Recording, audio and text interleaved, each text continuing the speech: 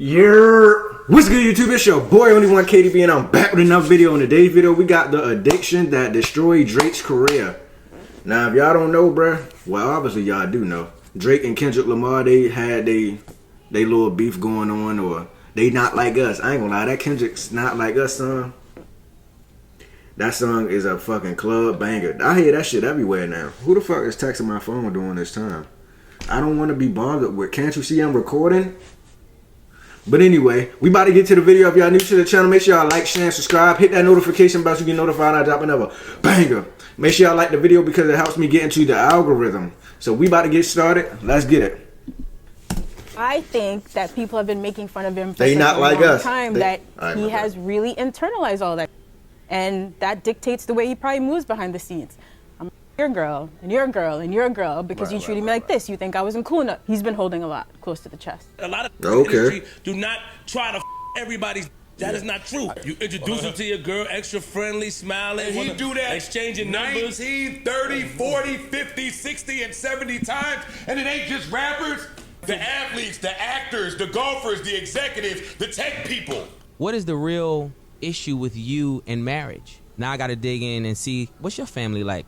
Oh, your dad left you at 5. Oh, I get that. He never walked you to the bus stop. You're married. Damn. Since the beginning of his career, Drake's relationship with women has always been at the forefront of his music. So hold up, time out. Let me make sure I'm hearing this correctly. So Drake be taking niggas women? So he just be snatching you niggas hoes right up. Like, he don't give a damn. He like, man, that's all me type shit. Like, as soon as you get with her, like, he just take her from you type shit. That's crazy. But we about to get to the video, man. Continue. Songs were about going through a breakup, occasionally depicting himself as sensitive, or outright portraying I heard Drake was a weirdo too, but we ain't about to get into that. You know what I'm saying? We just want. himself as a simp. Drake seemed to genuinely YouTube, admire they got women, they. but over time, things drastically changed, until the point he morphed into the self-proclaimed certified lover boy. From venting his feelings of loneliness to an ex on Marvin's Room, through to accusations of rampant misogyny on the 21 Savage assisted Her Loss, even Drizzy's claim that the only woman he loves is his mom on God's Plan was a drastic departure from when he was actively trying to settle down. But where the good guy image was once intact and helped skyrocket his career to the top, that's long gone now and replaced with the perception that, as Kendrick said, Drizzy doesn't even like women. In fact, he only values them when it comes to sexual gratification and as a way to have a one-up on his enemies and friends. In short, there's now a belief that Drake has a serious sex addiction, which has basically created the predicament he finds himself in today. He presents himself as like this smart, composed, thoughtful businessman, but your friends' girls, you're not them for them, by the way. There's tons of bad. You're not just doing it to get Drake, you doing that to your friends? You messing with your friends, girl? Man, that's fucked up, Drake. I ain't gonna lie to you, fam. You might gotta go to therapy or some shit. Yeah, there ain't no help in that shit.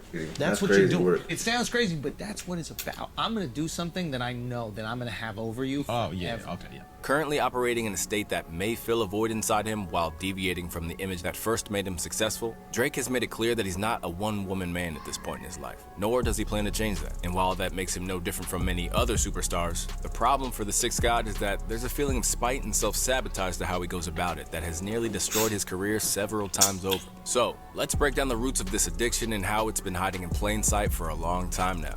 When you pattern yourself as a ladies' man, it's really no surprise that you might ruffle some feathers or act impulsively when things don't go your way. Just look at what happened in the aftermath of Drake flying with fresh-faced Ice Spice out to OVO Fest, only to suddenly cut ties with her when it appeared he didn't get what he wanted out of it.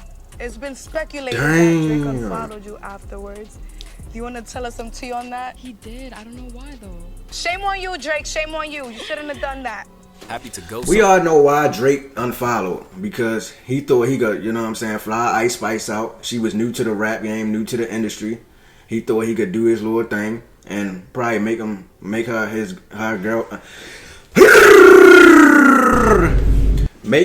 girlfriend or some shit like that. And when he ain't get to do the little she had to go by her business, I guess.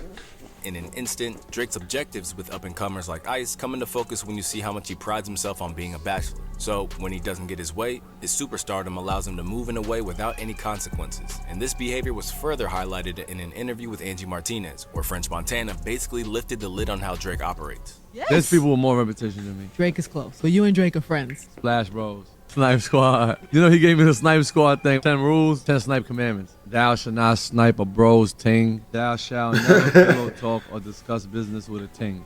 He got his own rules. From the United States, Canada, or any other region, thou shalt practice a maximum 3-day export rule to avoid frustration. If you fly anybody in, give them 3 days so you can avoid frustration. 3 days maximum.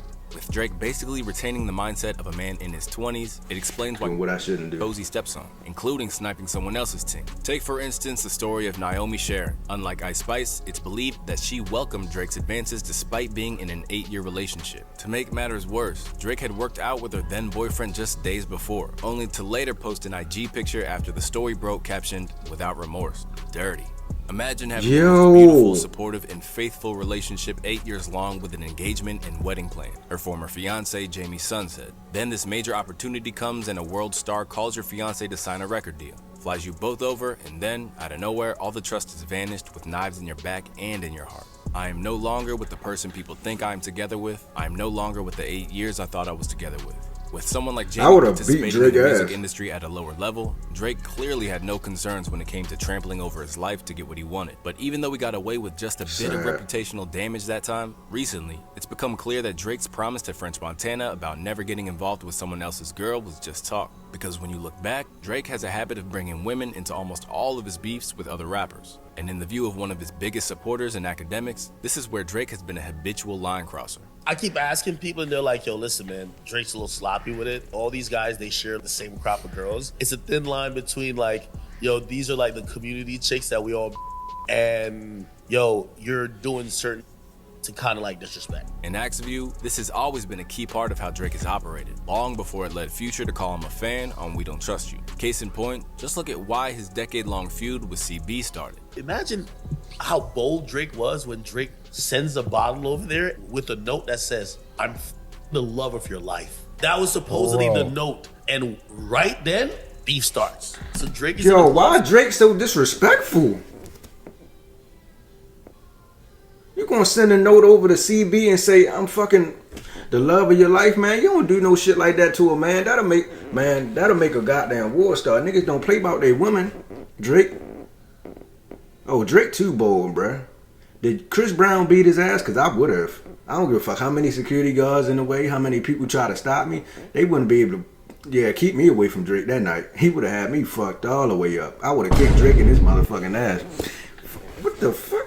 Man, that's disrespectful. I ain't gonna lie. With Meek and some other people, and Chris Brown is there, and Drake sends a thing over to be like, "I'm the love of your life." Drake is a savage. Yeah, you gotta keep that is ridiculous. Back when Drake and Chris had some bad blood over Rihanna, the whole thing likely made things awkward at parties, but didn't really spill out onto record or really even enter the public consciousness at the time. But that hasn't always been the case. And much like his dispute over Princess Diana with Future, it was his decision to mess with other people's girls that led his ghostwriting scandal with Quentin Miller to come to light in the first place, in turn creating a narrative that's haunted him ever since. That's how the whole thing started with even the reference tracks. DJ Drama says, bro, he didn't write that. You can sell this $5 spatula on Amazon. Plenty of people in the industry got hundreds of other spatula sellers.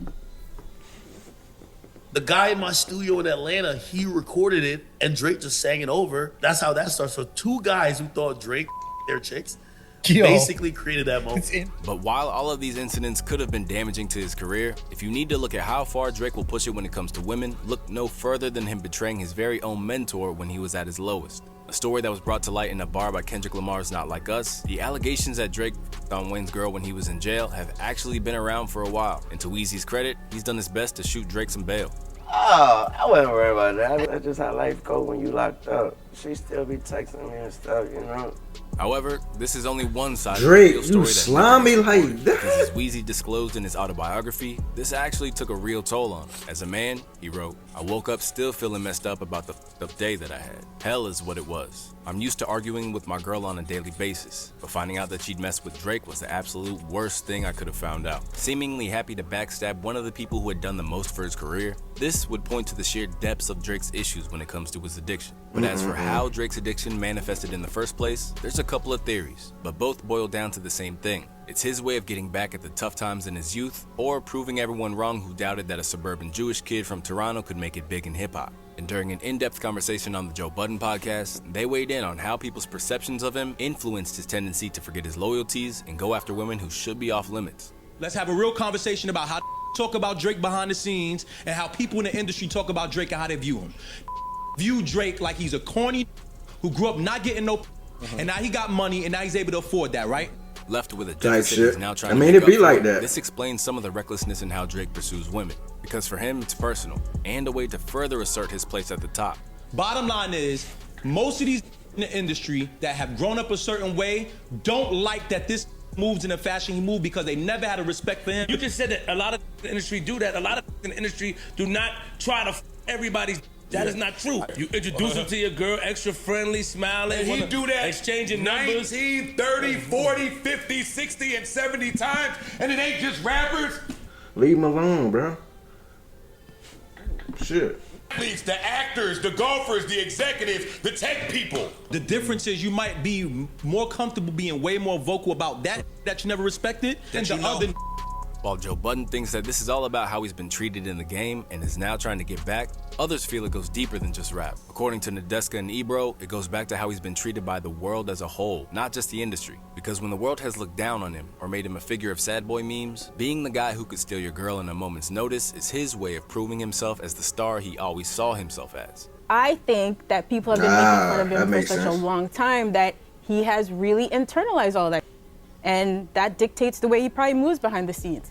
I'm your girl, and you're a girl, and you're a girl, because you treated me like this. You think I wasn't cool enough. He's been holding a lot close to the chest. Due to social media and people listing all of the people, it was like a list of 40 people that Drake either has problems or has had problems with. Right. The women, the men, the women have decided to be with. At a certain point, you start going, wait, it can't be everybody else, bro.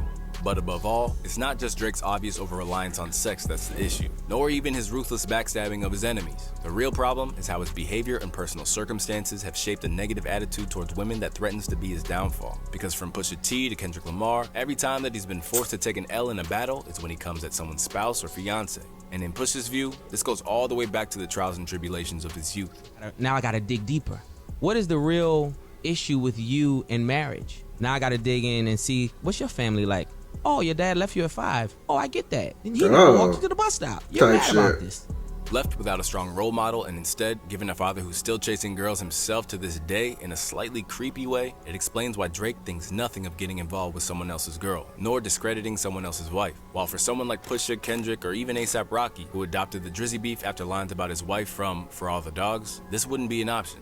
In turn, creating the sense that Drake may have plenty of relationships with women, but doesn't ultimately respect them. Left embarrassed by his own actions and with his peers now calling him out, Drake's gotten a serious wake-up call to change his ways. Because if he doesn't, this addiction might destroy his career, his legacy, and maybe even his life. Real shit, bro. You know what I'm saying? These females will make up lies on you saying you did this to them and all that, so you gotta be careful who you dealing with out here, Drake. Matter of fact, I ain't giving you advice, nigga. I don't give a damn, nigga. I'm Team Kendrick. They not like us. They not like us. They not like us. Bro, if another motherfucker call.